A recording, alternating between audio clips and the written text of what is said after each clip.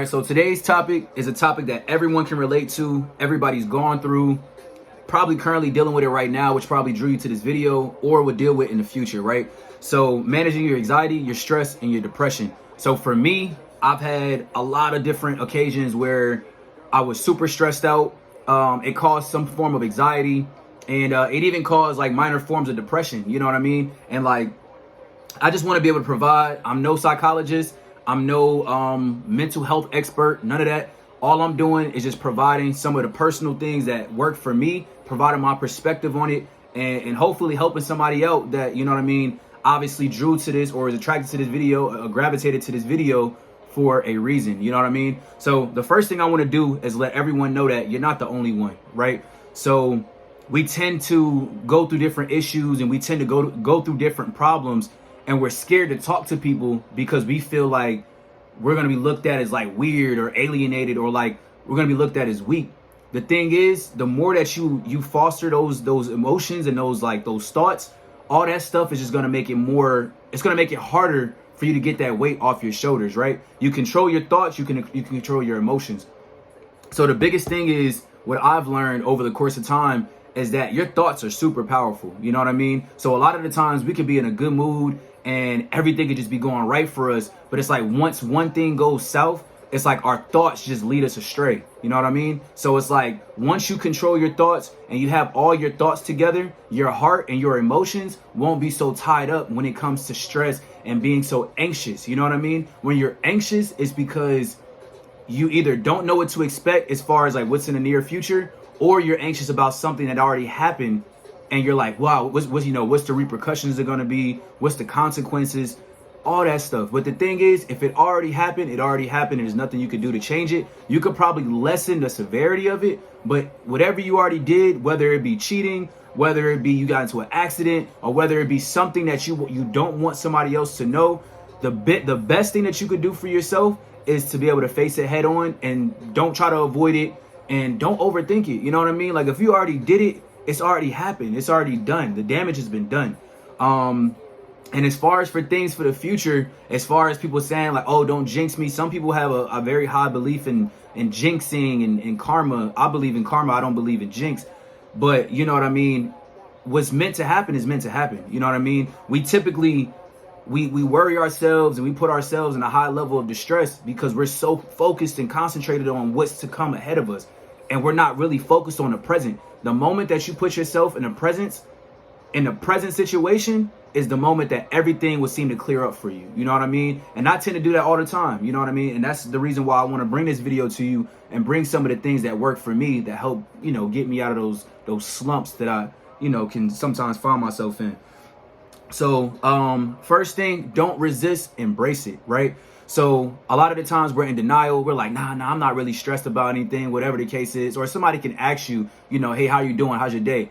You know, you straight? Everything cool with you? And we tend to be like, yeah, I'm good, right? But if that's somebody that you can trust and somebody that you can confide in, embrace that. You know what I mean? Embrace that moment and be like, honestly, bro, I'm really not. You know what I'm saying? I'm going through some stuff right now. Like, I ain't gonna lie. Now, that person that you say that to can either do one or two things. They can either negate what you just said and brush it off, or they can engage the situation, ask what's going on, and that allows you to vent.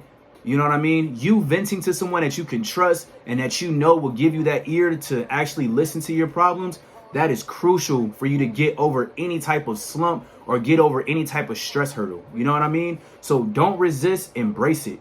It's natural, bro. Everybody, your mom, your boss, the president, your daughter, your son, everybody, nobody is excluded or exempt from stress. Everybody has been in your same situation. And that brings me to the second thing, right? Don't feel special when it comes to stress.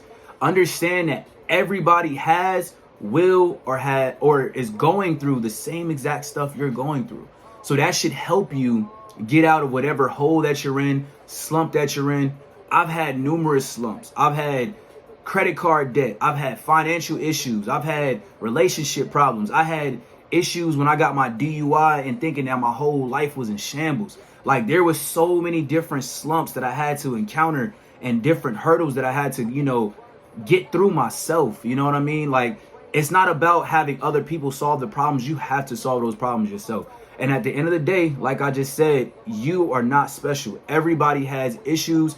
And the one thing that you can do is look at other people that can advocate the same issues that you're going through. If you're having financial issues, if you know that your mom, your dad, your brother, or somebody else that you trust and that you're close with, or anybody that you look at as a mentor has like gone through those same things, ask them for some advice. Like, man, look, I know you went through some financial issues. I'm not trying to pry into your personal business, but can you offer some advice on how you got over that and how you overcame those issues? I swear, if you just do that, you will be so much further ahead than you just wondering like, what I'm gonna do, what I'm gonna do. Like, nah, you got to take action on that.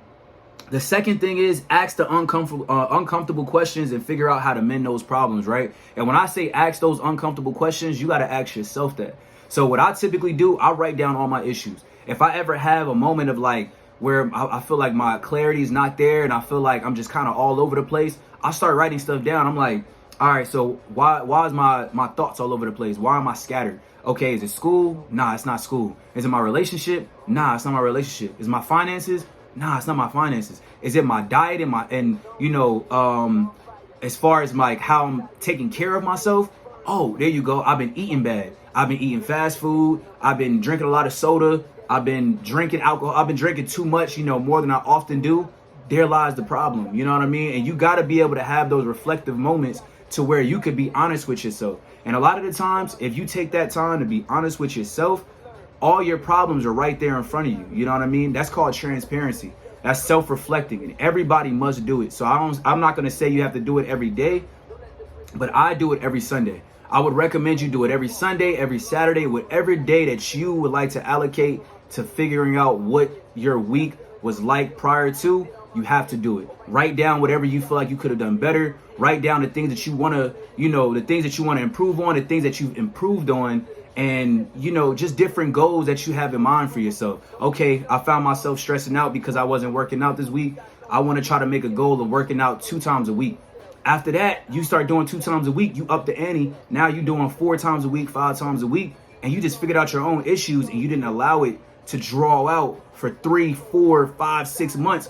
You was able to mitigate, resolve your issues within 1 week, if not 5 days, just by you just having a little moment to, self-reflect, figuring out what your issues is. Nobody knows you more than you. So why not have that moment of clarity to where you could be like, let me write down everything that I deal with on a day-to-day basis and figure out what area I'm lacking in. It's okay to lack. Not everybody's perfect, and you're not going to ever be perfect,